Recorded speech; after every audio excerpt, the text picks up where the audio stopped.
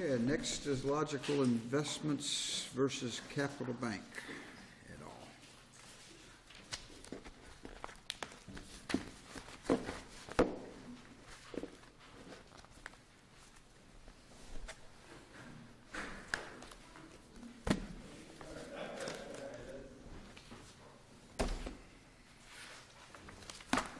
Good morning. Good afternoon. Afternoon, I guess, yeah. May it please the court, my name is John Parrish. I represent Logical Investments and the remaining defendants in this case. I'd like to reserve 5 minutes of time for rebuttal. The particular issue before you today on this case is one of evidence. And basically what it presents to this court in the context of a mortgage foreclosure is whether someone at the bank who is in the role of a special assets person, whose sole and only contact with any of the operative documents is that he requests those documents from a central vault and looks at them, is therefore qualified under the business records exception to the hearsay rule to allow those documents to be admitted into evidence. That is with the stipulation that he is not the records custodian.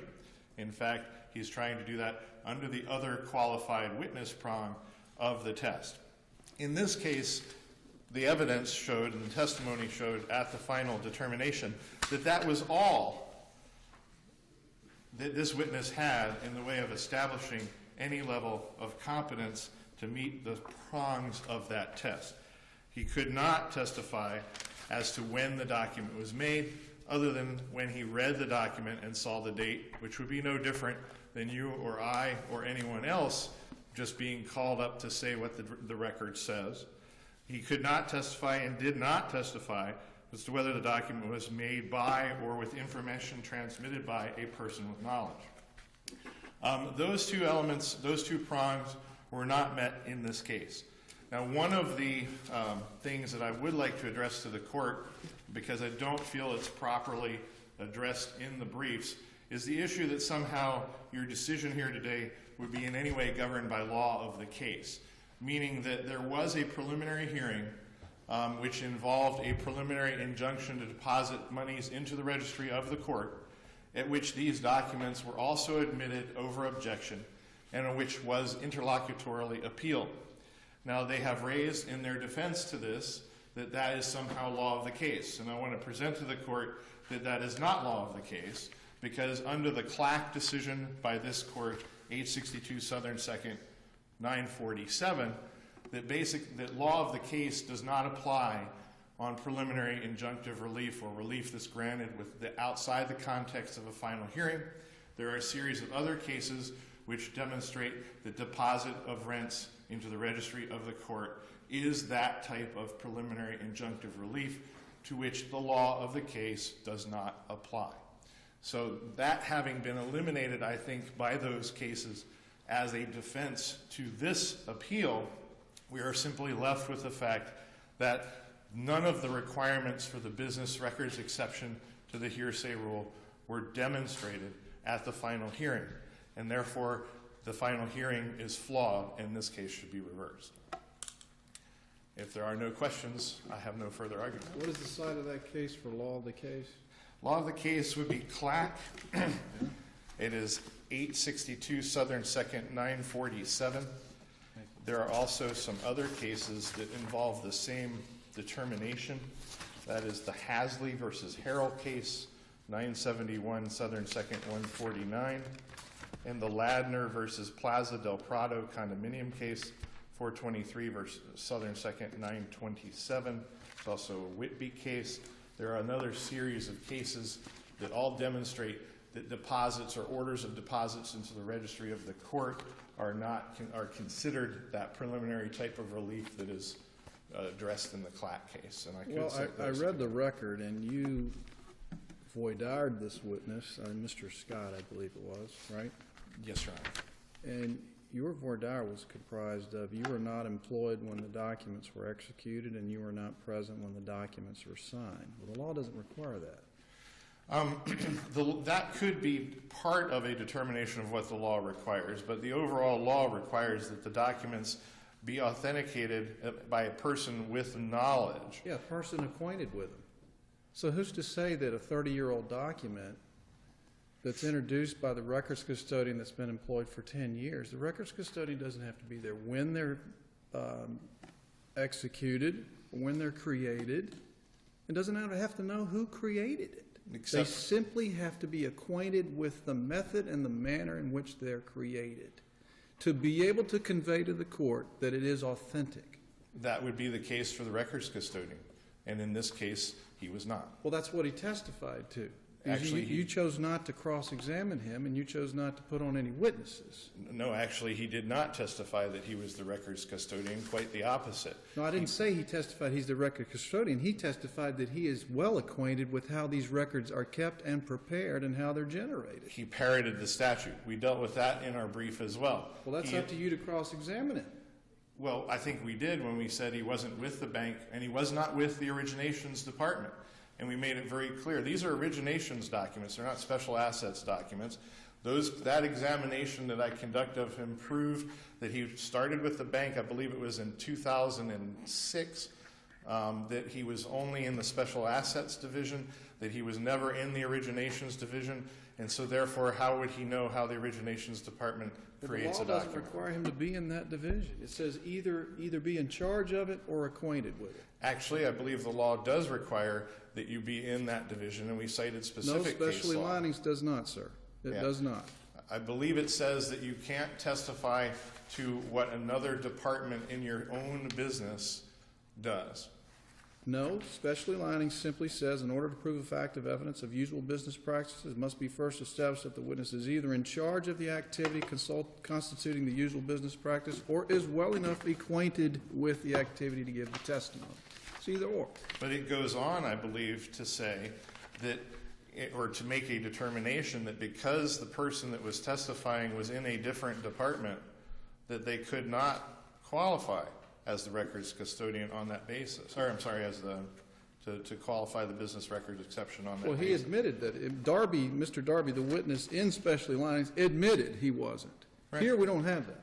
Well, actually, we do. I mean, you called attention to the fact that my cross-examination established that he was never a part of the originations department of the bank, nor did they establish in any way that anyone told him anything about that. At that point, I think he's disqualified.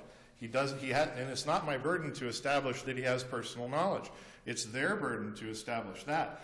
I've now established he's never been a member of the department that created the documents. At that point, I think it qualifies under specialty linings that he's not a qualified witness. If there's nothing further, I'll proceed. Thank you.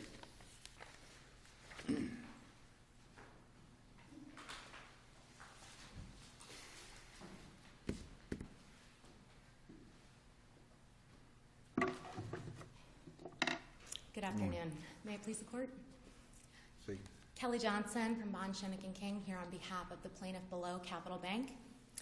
To begin, I'd like to speak to a few points that opposing counsel just made to the court. First and foremost, Mr. Scott did testify that he is the records custodian as well as a qualified witness. He satisfies both prongs, in fact. In his capacity as a vice president in the Special Assets Division, he's in charge of overseeing the entire loan file and understanding the entire process of the loan file, including originations all the way through to the default and the foreclosure. He is in charge of maintaining all of the documents, including the original documents as required from the collateral vault as he testified to. So we would respectfully suggest that he was in fact a qualified witness to testify and lay the proper predicate for the business records exception to hearsay. Additionally, while I would like to speak to the Clack, Hazley, and Ladner cases, they were not cited in any of the briefs from the appellants. So, unfortunately, I cannot. But what I can speak to is the law of the case doctrine, which, as set forth in the bank's answer brief, clearly shows that the rule of law and the law of the case doctrine is such that applies here. When successive appeals are taken in the same case, the law of the case doctrine applies. Questions of law that have actually been decided on appeal must govern the case in the same court and in the same trial court through all subsequent stages of the proceedings. This doctrine includes not only issues explicitly ruled upon by the court, but also those issues which were implicitly addressed or necessarily considered by the appellate court's decision. Here we have a case of the exact same arguments being made on a successive appeal, basically whether or not Mr. Scott was qualified and competent to lay the business records exception to hearsay to admit these same documents and evidence as was previously done at the hearing on the motion to deposit rents. This court issued a PCA opinion in that interlocutory appeal. Case law suggests that a per curiam decision of the appellate court is the law of the case and determines all issues necessarily involved in the appeal, both express and implied, whether mentioned in the court's opinion or not. Because the issue that was brought to the court in the interlocutory appeal was the exact same issue that's being brought to the court here, we would respectfully suggest that the law of the case here is that Mr. Scott is indeed qualified, competent, and properly laid the predicate to admit these documents into evidence. Additionally, on the record, there does not appear to be anything unreasonable, arbitrary, or inappropriate to the extent that this court should find that an abuse of discretion has occurred. In fact, a lot of evidence was presented by Capital Bank, and the witness was subjected to voir dire 4 times in his direct examination. The court did not just accept these documents as admissible. The court itself, sua sponte, questioned the witness.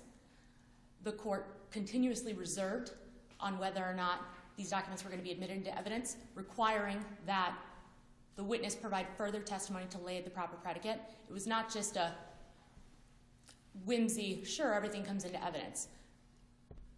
The standard was met, the trial court made certain of it, and opposing counsel had the opportunity to cross-examine the witness should that be necessary to their case.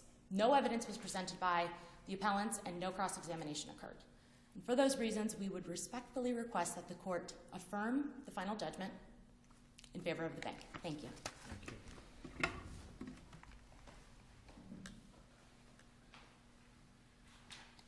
I would posit to the court that law of the case was also not directly raised in the underlying proceeding, but the law is clear that in preliminary relief, the law of the case doctrine does not apply. I would also point out on page 33 of the transcript, I questioned the witness. When your counsel asked you a series of questions whether the document that is Exhibit 1 was made at or near the time of the date or event recorded, it is an accurate statement to suggest then, since you were not there, that you do not know whether it was made at or near the time with any personal knowledge, do you? Personal knowledge, no. Okay, so when your counsel asked you whether you knew whether it was made at or near the time or the date of the event recorded, it is simply because you are reading the document and see the date. Isn't that right? I see an executed document as of this particular date. Yes. Now, when counsel asked you whether or not Exhibit 1 was by or from the information transmitted by a person with knowledge, can you, as you sit there, tell me who that person was without looking at the document? It doesn't state who transmitted this particular document. It would be fair to say that you simply answered your attorney's question in the affirmative, but you don't actually know who prepared this document or who transmitted it, do you? The specific individual, no. But I do know it was prepared by the loan operations group for TIB Bank at the time. Now, the entire point of this appeal is basically this, that if you accept what this witness did, which was order a loan file to be transmitted down, crack it open, and review it, and therefore become qualified to testify, then any person, whether they were with the bank or not, would be so qualified to testify. Do you take his depo? No, I don't believe we did. I should point out that I have had prior dealings with this bank and Mr. Scott, but that's really wouldn't come in here, so I would know who Mr. Scott was, but that was the situation in this case. I thank you for your consideration. Thank you very much. Thank you both.